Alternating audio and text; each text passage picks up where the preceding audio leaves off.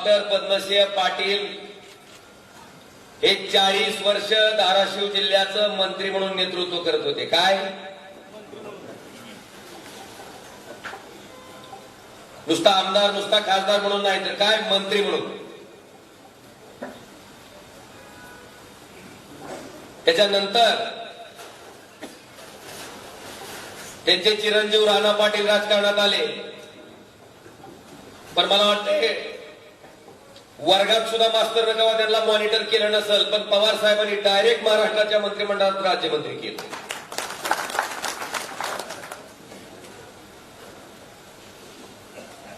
म्हणजे डॉक्टर पद्मसिंह पाटलाचे 40 आणि राणा पाटलाचे 5, 45 वर्ष पद्मसिंह पाटील कुटुंबाकडे मंत्री म्हणून त्या जिल्ह्याचं नेतृत्व होतं, धाराशिव जिल्ह्याचं. आणि त्या धाराशिव जिल्ह्याची काय परिस्थिती, केंद्र सरकारनं त्या ठिकाणी आकांक्षित जिल्ह्याची यादी जाहीर केली. आकांक्षित म्हणून कुणाला कळणार नाही. मागासलेल्या जिल्ह्याची यादी जाहीर केली. मला वाटतं मागासलेलं बी कुणाला कळणार नाही. दरिद्री जिल्ह्याची यादी जाहीर केली आणि त्या यादीमध्ये महाराष्ट्रातले जे जिल्हे आले 3 का 4, त्याच्यात गडचिरोली एक होता, आमचा धाराशिव. बघा 45 वर्ष एक माणूस एका जिल्ह्याचं नेतृत्व करतंय आणि 45 वर्ष त्यांनी केलेल्या जिल्ह्याच्या नेतृत्वाचा परिणाम काय, तर जिल्हा दरिद्री जिल्ह्याच्या यादीत देशात कितव्या नंबरला, 3ऱ्या नंबरला. आणि ज्या पद्मसिंह पाटलांनी या जिल्ह्याचं मंत्री म्हणून नेतृत्व केलं, ते पद्मसिंह पाटील 2009ला आपल्या इथं लोकसभा निवडणूक लढले. त्या निवडणुकीत स्वतःची प्रॉपर्टी जाहीर करावी लागती आणि ती प्रॉपर्टी जाहीर केल्याच्या नंतर देशातल्या श्रीमंत खासदाराच्या यादीत पद्मसिंह पाटील नंबर 3ला. आता मला तुम्हाला विचारायचंय, श्रीमंत खासदाराच्या यादीत डॉक्टर पाटील 3 नंबरला 45 वर्ष मंत्रिपद भोगून, आणि ज्या जिल्ह्याचं नेतृत्व केलं तो जिल्हा दरिद्री जिल्ह्याच्या यादीत. मग नेमका विकास कुणाचा झाला, कुणाचा झाला, डॉक्टर पद्मसिंह पाटलाच्या घराचा. आणि हेच पद्मसिंह पाटलाचं कुटुंब 2019ला जेव्हा त्यांचा पराभव झाला, की ज्या शरद पवार साहेबांनी 45 वर्ष ह्यांना मंत्रिपद दिलं, त्या पवार साहेबांबरोबर गद्दारी करून हीच माणसं भारतीय जनता पार्टीत प्रवेश केला. आणि काय कारण दिलं, म्हणले आम्हाला विकास करायचा आहे. काय करायचं म्हणले. मग पवार साहेब एकदा आले होते आणि परत पवार साहेब त्यांना विचारलं. पवार साहेब बोलले, अरे बाबा म्हणले 45 वर्ष तूच मंत्री होता, मग 45 वर्ष तू काय गवत उपटीलस का म्हणले. हे मी म्हणलो नाही, कोण म्हणलंय, पवार साहेब. आता गंमत बघा, ज्या पवार साहेबाच्या राष्ट्रवादीला सोडून ही माणसं भारतीय जनता पार्टीत विकास करायचा आहे म्हणून गेली, त्यांच्याच पत्नी 3 दिवसापूर्वी चोरलेल्या अजित पवार साहेबांच्या राष्ट्रवादी काँग्रेस पार्टीमध्ये प्रवेश केला आणि तिथं सुद्धा काय सांगितलं, कशासाठी प्रवेश केला, विकास करायचा आहे, आहार विकास. मला वाटते मकरंद अनासपुरेचं पिक्चर बघितलं का तुम्ही. ते म्हणतोय आमदार झालं की तुम्हाला सोन्याची टोपी घालते. मग ती कुठल्या सोन्याची टोपी घालते देवाला तुम्हाला माहिती आहे. सोन्या नावाच्या पोराला टोपी घालते, तिचीच टोपी घालून देवाला घालते. देवाला वाटतं की सोन्याचे मुकुट आता येते का पुन्हा येते. मला वाटते मकरंद अनासपुरीची जी सोन्याची टोपी होती, त्याच पद्धतीने आमच्या धाराशिव जिल्ह्याचा पाटील कुटुंबाचा पक्ष बदलून जाण्यामागचा विकास आहे. ह्याच्यापेक्षा दुसरी तुलना काय असू शकत नाही. पण मला कमाल ह्या गोष्टीची वाटते की एका बाजूला पद्मसिंह पाटील कुटुंब आहे, 45 वर्ष सत्ता दिलेल्या मंत्रिपद दिलेल्या शरद पवार साहेबाला गद्दारी करून पक्ष बदलणारे, आणि दुसऱ्या बाजूला ओमराजे आहे, उद्धवजी ठाकरे साहेबांना मला एकदा आमदार आणि एकदा खासदार केलं. बाबांनो, संकटाच्या संघर्षाच्या काळात आमची सत्ता जात होती, आमच्या पक्षाचं नाव जात होतं, आमच्या पक्षाचं चिन्ह जात होतं. अशा परिस्थितीत पलीकडे आलं तर 50 कोटी भेटत होतं. त्याच्यावर लाच मारून निष्ठेनं आणि इमानदारीनं ओमराजे उद्धवजी ठाकरे साहेबांच्या मागे प्रामाणिकपणे उभा राहिला. मला वाटतं हा एक फरक भरपूर आहे तुम्हाला सांगण्यासाठी. आज भारतीय जनता पार्टी घराणेशाहीबद्दल भरपूर बोलते का नाही? आता मला तुम्हाला दुसरं उदाहरण द्यायचंय. तुमच्या गावातला जर राणा पाटील रहिवासी असता शिरशीचा, तर इथला सरपंच राणा जगजितसिंग पाटील, उपसरपंच अर्चनाताई पाटील, आणि ग्रामपंचायतचा सदस्य तुमच्या पुस्तक आलंय तुम्हाला मल्हार पाटील, त्या ग्रामपंचायत.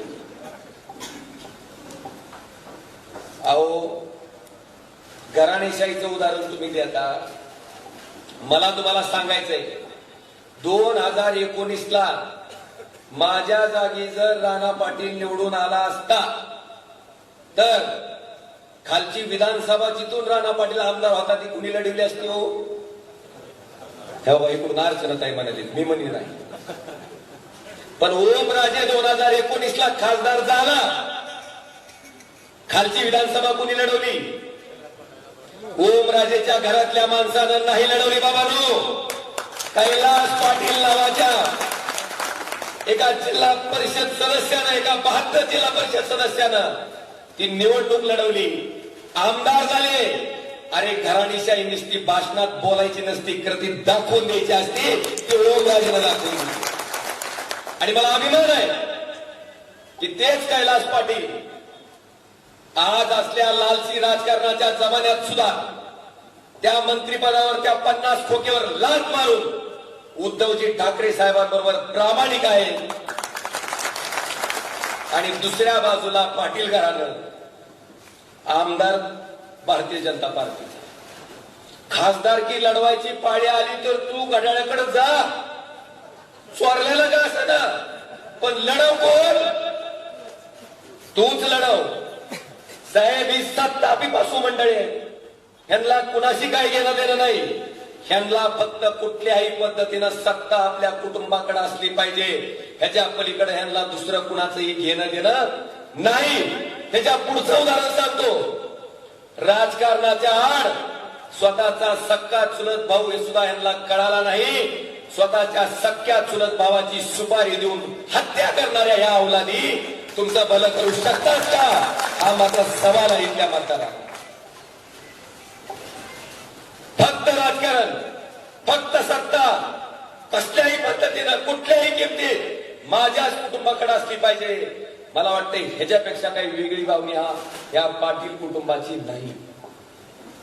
आज मला तुम्हाला पुढचं उदाहरण द्यायचंय. 1983ला धाराशिव जिल्ह्यातलं मेडिकल कॉलेज आमच्या जिल्ह्यातल्या गोरगरीब लोकांसाठी मंजूर झालं होतं. पण आमच्या धाराशिव जिल्ह्यात झालं नाही बाबांनो मेडिकल कॉलेज. कुठं झालं? मुंबई, नेरूळला.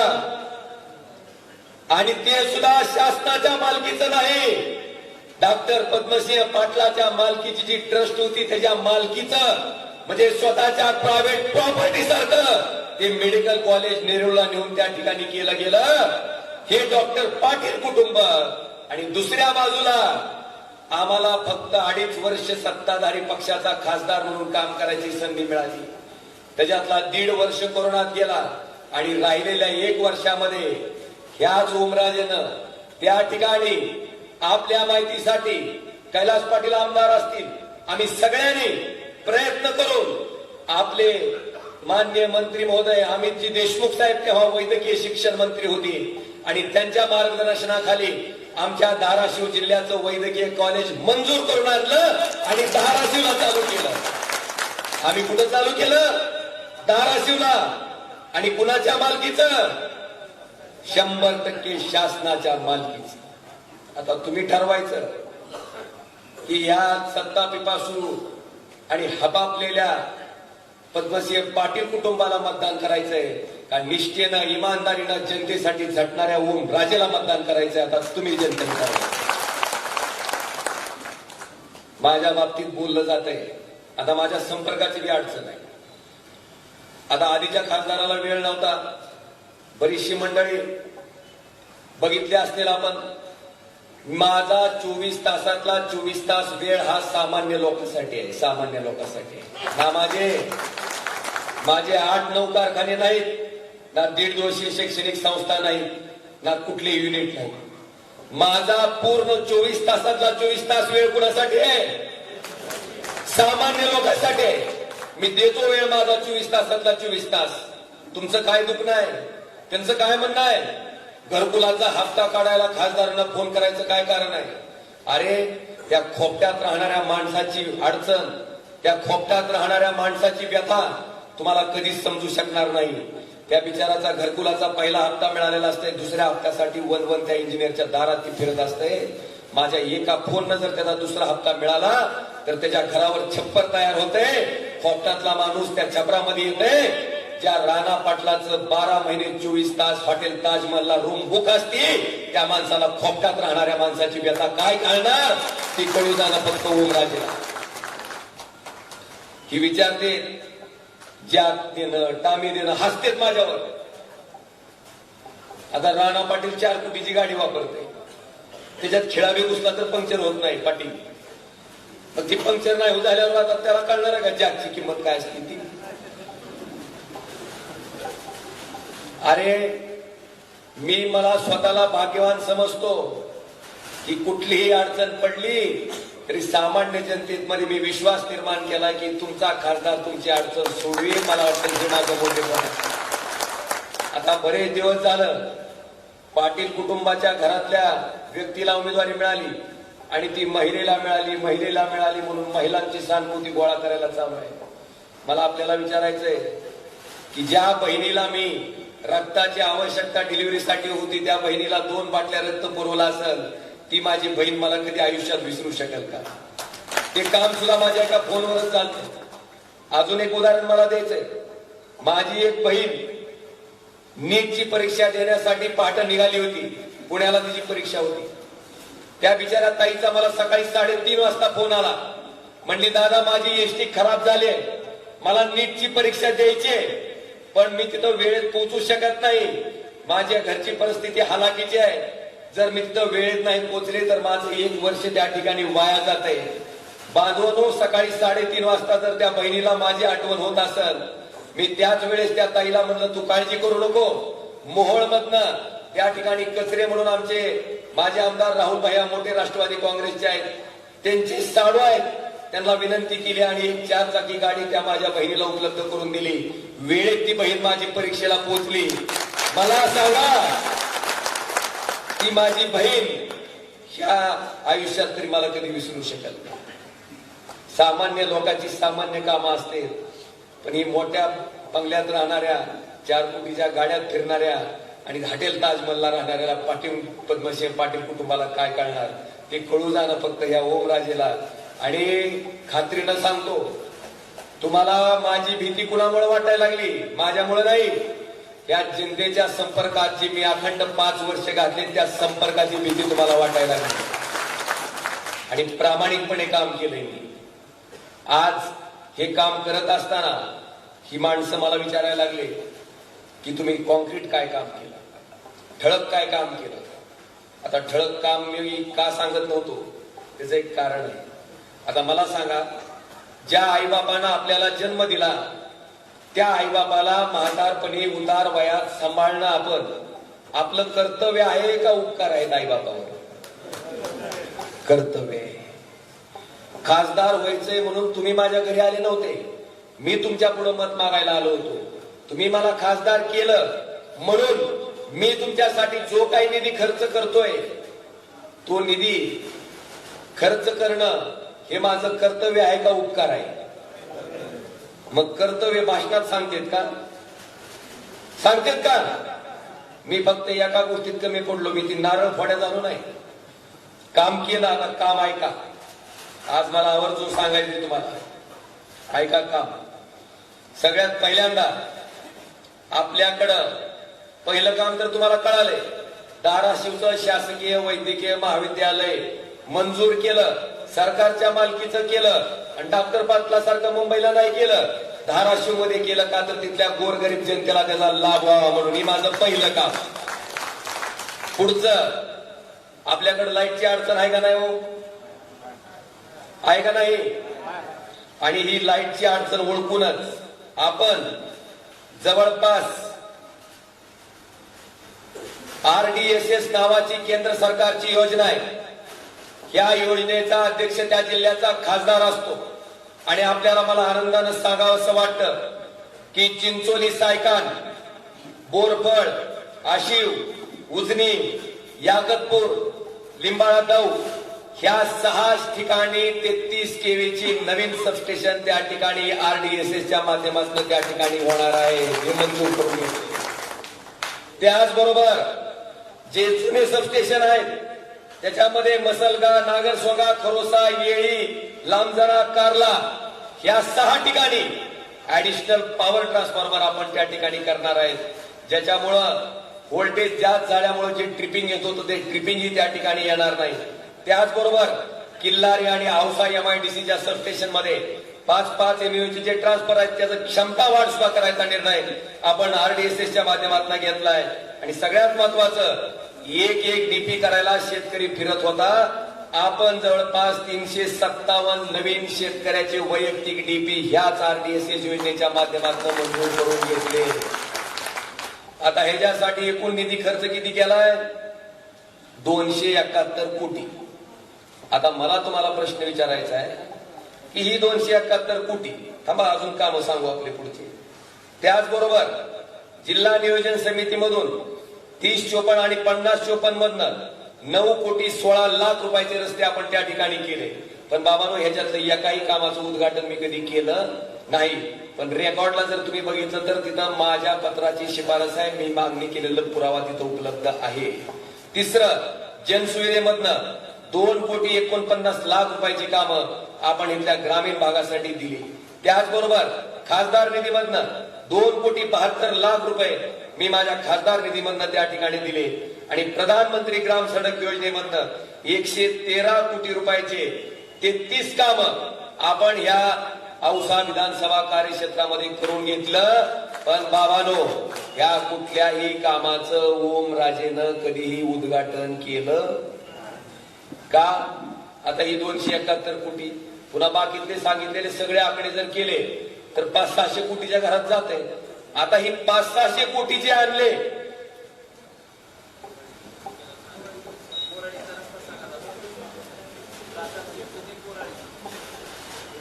आता दुसऱ्याचं लेकरू आपलंच म्हणून सांगायची हलकट सवय जर असेल तर त्याला मी काय करू? कशातला रस्ता आहे प्रधानमंत्री? आता प्रधानमंत्री ग्राम सडक योजना कुणाची आहे हो? राज्याची आहे का केंद्राची? मग केंद्राचे असेल तर ह्याला मंजुरीचा अधिकार खासदाराला असतील का आमदाराला? मग एवढी तर अक्कल असेल तुमच्या सांगण्याला. अरे आपलं लेकरू असेल तर आपलं आहे म्हणून सांग. दुसऱ्याचं लेकरू आपल्या काकाला घेऊन किती बी हिंडलं तर नाकावून उडून येत नाही ते कुणाचं आहे.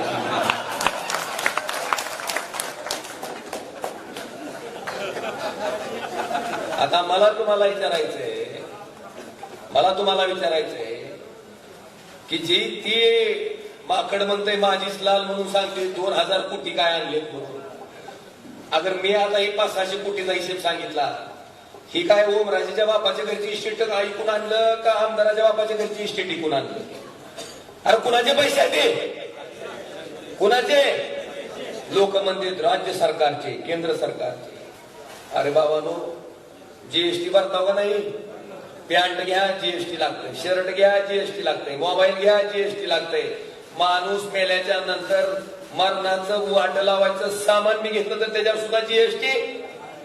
मग तुमच्या माध्यमातून जीएसटीच्या रूपानं गोळा केलेला पैसा तुमच्यासाठी जर आम्ही खर्च केला तर आम्ही आमची लाल किंवा आम्ही आमची पाठ तुटून घेतली पाहिजे का?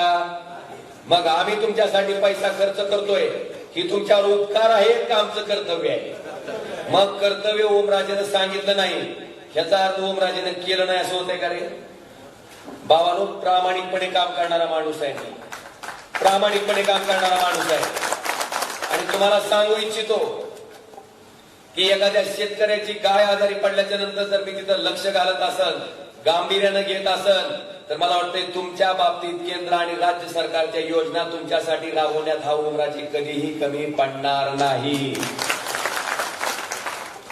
एवढं कशाला? सोलापूर, तुळजापूर, धाराशिवचा रेल्वे मार्ग मोदी साहेबांनी 2014ला मंजुरी दिली होती. 14 ते 19 मोदी साहेबांचं सरकार होतं, त्यांना पाठिंबा देणाराच खासदार होता. एका सुद्धा गुंठ्या जमिनीचं अधिग्रहण झालं नव्हतं. 19 ते 24 ओमराजे खासदार असताना जमिनीचं अधिग्रहण झालं, त्या कामाचं टेंडर सुद्धा फ्लॅश झालं. मग तिथं तुम्ही खासदाराला देणार का नाही त्याचं श्रेय? देणार का नाही? का परत ती घेते ती अजून का करा? माझ्या नशिबाला साहज नाही.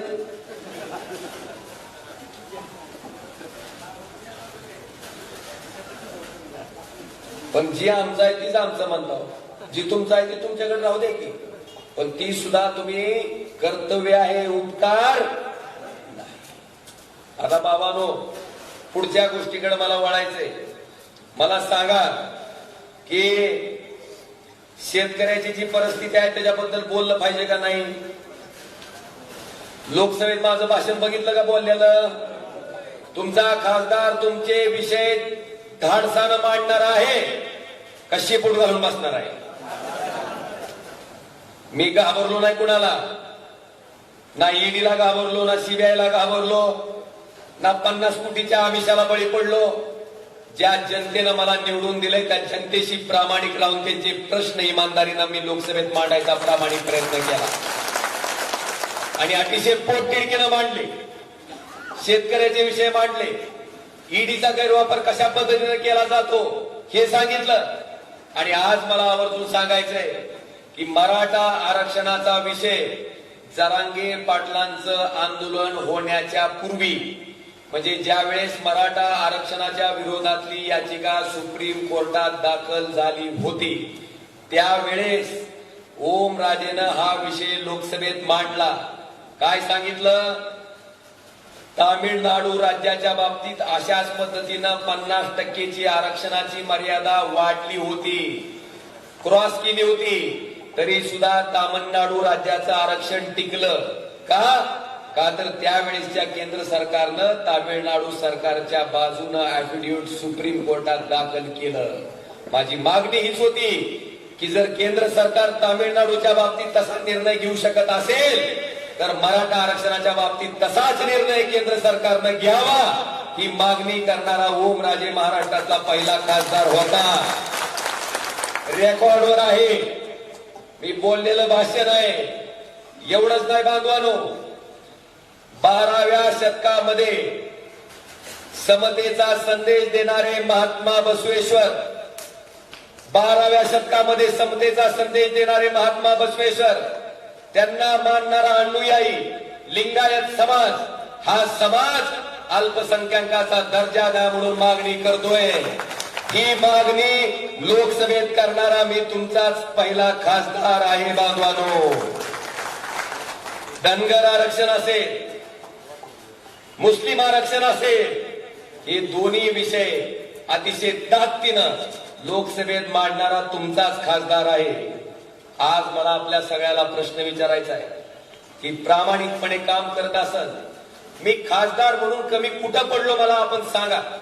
लोकसभेत माझी उपस्थिती 92% आहे, जी राज्यातल्या खासदाराच्या सरासरीपेक्षा आणि देशातल्या खासदाराच्या सरासरीपेक्षा जास्त आहे.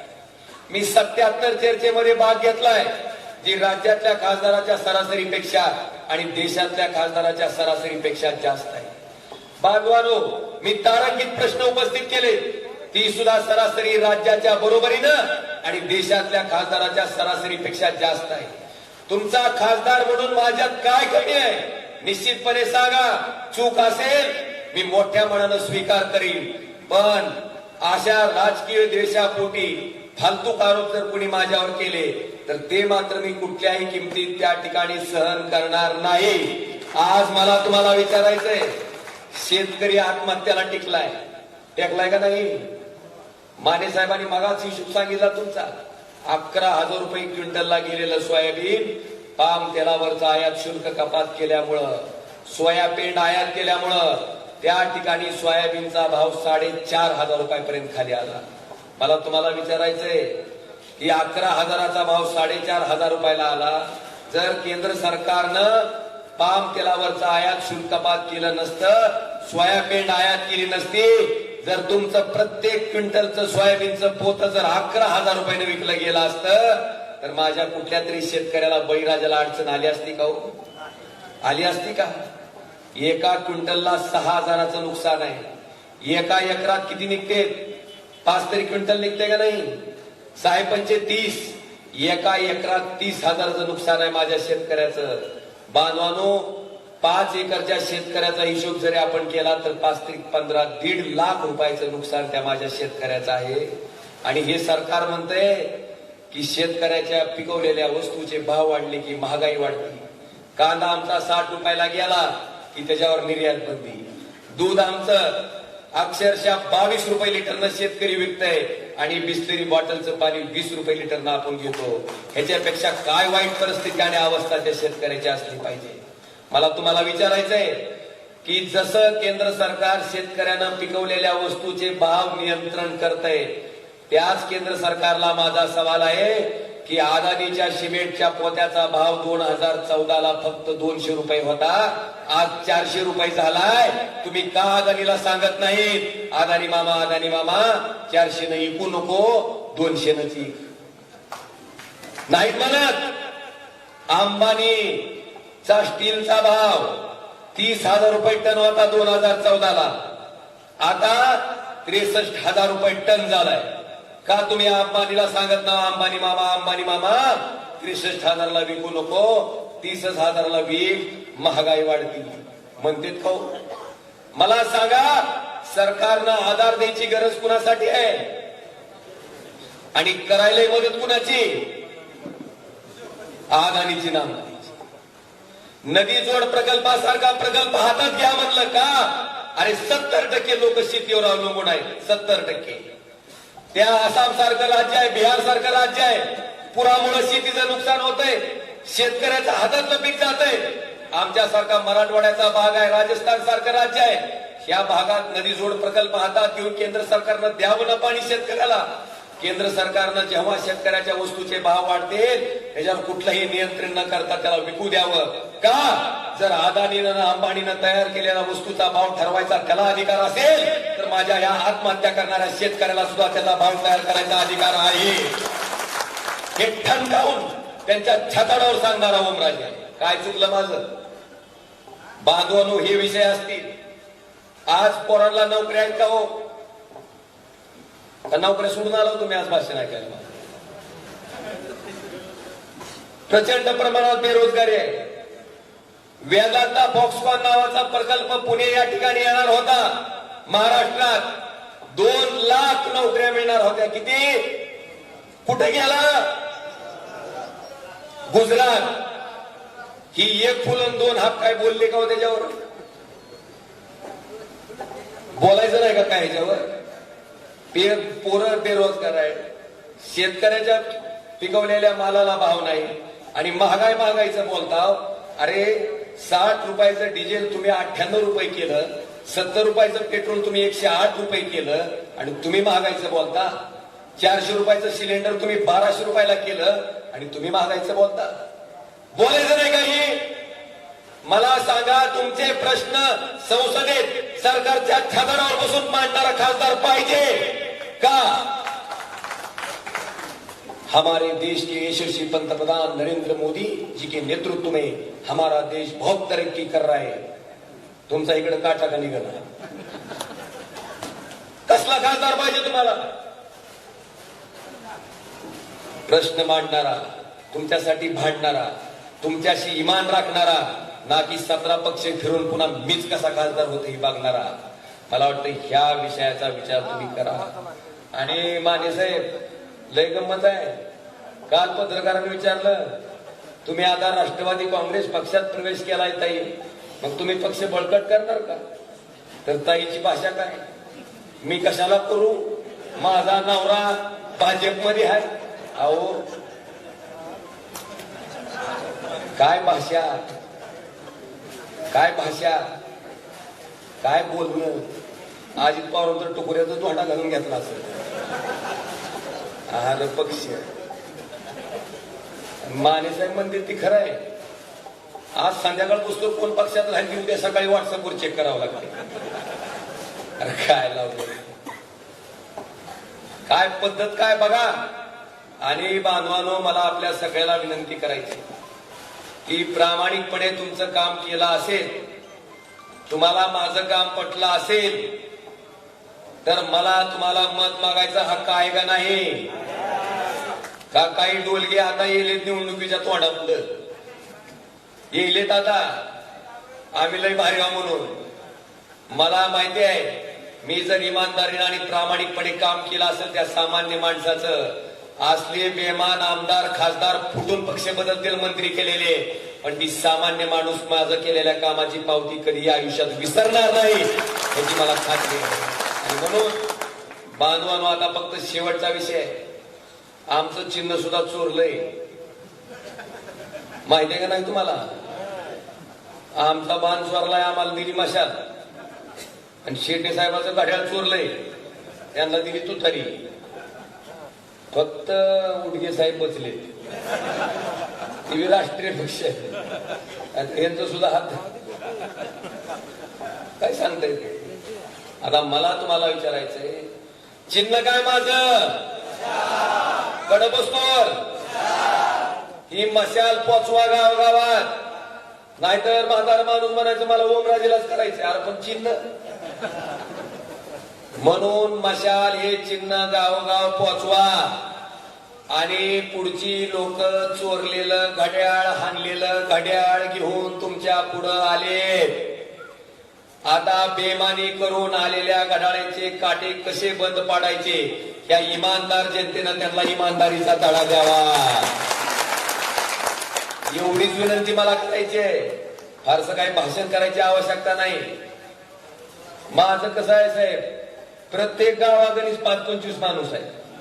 25 उगं म्हणतोय, पण जास्तच असत का? अहो ह्यांनी म्हणले फोन उचलल्यानं काय होतंय, खाली धड कामेंट टाकल्या लोकांनी, तू येऊन बघ काय होते. ती म्हणले 4 तारखेला मत माप म्हणले तुला धावतो म्हणले काय होते,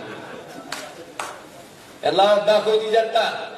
आणि सामान्य माणसाची ताकद काय असती, ह्या धनशक्तीच्या विरोधात आता बलाढ्य अवतार आणून चालले ते. आम्ही 5 पैकी 6 पैकी 5 आमदार तुमच्या सोबत आहेत. आव आहे तेव्हा आहे. आमदार काय तुमच्या हाताला धरून बोट दाबणार आहे का? बटन कोण दाबणार आहे? मग बांधवानो, येणाऱ्या 8 तारखेला जे आपल्याला मतदान करायचंय, नाही मी 8 म्हणून 8 म्हणलो, म्हणलं खरंच माझं भाषण ऐकायला आपण निस्ती मोदीची मन की बात ऐकायला आपण, नाही जर भाषण मोठं लट व्हायचं. मी 8 म्हणून म्हणलो होतो 8, मला माहिती आहे 7 म्हणून. हा नाही चांगली खटाई ती. म्हणून येणाऱ्या 7 तारखेला तुम्ही सगळ्यांनी, मी माझ्या आयुष्यातले 5 वर्ष तुमच्यासाठी दिले, मला तुमच्याकडनं फक्त आयुष्यातील 2 दिवस पाहिजे. आणि साहेब माझं नशीब काय, एका काल वाशी तालुक्यातल्या शेतकऱ्यानं त्याच्या कष्टाचे इमानदारीचे 10,000 रुपये मला माझ्या इलेक्शन खर्चासाठी त्या माणसाने दिले. 10,000 का? आणि म्हणला आमच्या शेतकऱ्याच्या बाजूने भांडणारा तूच एकटा पट्ट्या आहे, म्हणजे तुझ्यासाठी नाही तर कुणासाठी. आणि इमानदारीने सांगितलं की माझे कष्टाचे पैसे आहेत, तुम्हाला यश आल्याशिवाय राहणार नाही. मला वाटतंय एवढं प्रेम करणारी लोक जर माझ्या बाजूने असतील तर मला वाटतंय मला कशाच्याही गोष्टीला घाबरायचं काही कारण नाही. येणाऱ्या 7 तारखेला मशाल या चिन्हापुढचं बटन दाबून तुमचा लोकसभेचा खासदार म्हणून तुमचे काम करण्याची संधी मला द्यावी ही विनंती करतो आणि थांबतो. धन्यवाद. जय हिंद, जय महाराष्ट्र.